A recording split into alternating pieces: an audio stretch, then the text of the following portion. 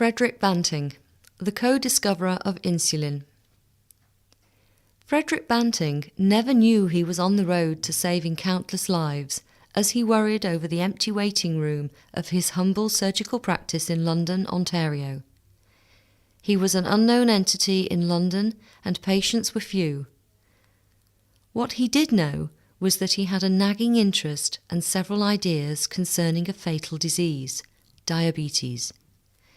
Banting's failure would lead him on the road to identifying insulin, the life-saving hope of all diabetics, and a Nobel Prize in medicine. Ironically, his success would be achieved in a discipline not of his choosing. As Banting's practice struggled, the best and brightest physiologists of the day considered finding a treatment for diabetes close to impossible. A disease that robs the body's ability to burn sugar for energy, diabetes forces the body to feed upon itself. Banting had a nagging hunch about what might be done. To adequately prove his hunch, Banting would have to give up his surgical practice and forge blindly into the future in a humble laboratory in Toronto. For a young physician supporting a family, this difficult decision was akin to career suicide. Debts and other financial troubles loomed for Banting. Banting loved to work deep into the night, and it was on one of these that Banting was struck by an idea. He reasoned that if the pancreas was destroyed, but the nearby tangle of tubes called the islets of Langerhans were kept intact, the absence of digestive enzymes would allow the isolation of insulin. With the help of his assistant Charles Best, Banting began to experiment on the pancreases of dogs. Ironically, Banting was a lover of dogs ever since his farm days and would suffer the misery of watching many dogs die for the sake of his research. Banting's goal quickly became finding a way to isolate insulin from a dog's degenerated pancreas. 2 sets of dogs were set up, those for which the pancreas would be removed and the other for which the pancreas would be purposely degenerated. The dogs with removed pancreases would show the debilitating effect of diabetes. Results were promising as the extract of dogs with degenerated pancreases were injected into the dogs without pancreases. Unfortunately, this procedure meant that many dogs had to be sacrificed to keep one diabetic dog alive. Banting called this life-saving pancreatic extraction islitin, the name of which would later be changed to insulin.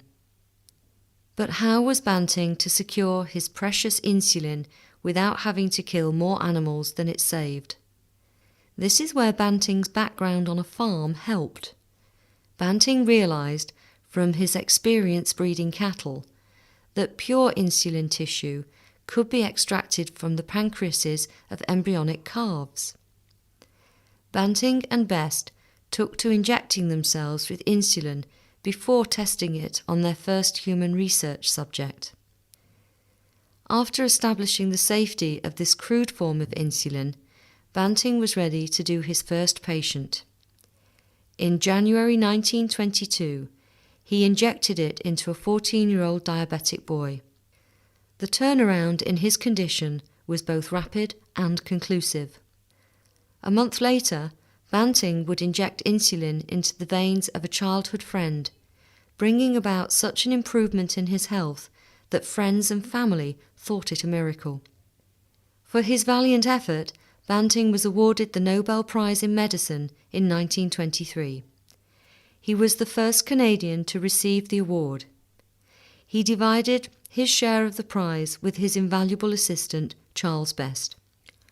What is often overlooked about Banting is that he was an accomplished artist who signed his drawings and paintings with the alias Frederick Grant.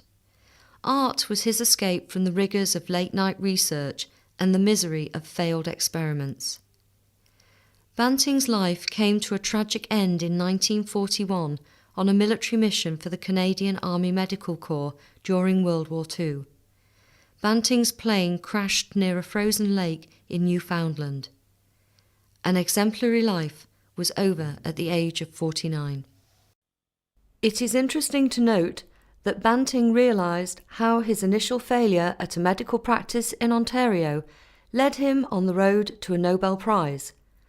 Like most heroes and discoverers, Banting showed the quality of perseverance, intuition, and courage in the face of what appeared to be insurmountable obstacles. Banting wrote in 1940, "Had I not failed in my 1 year at London, I might never have started my research work."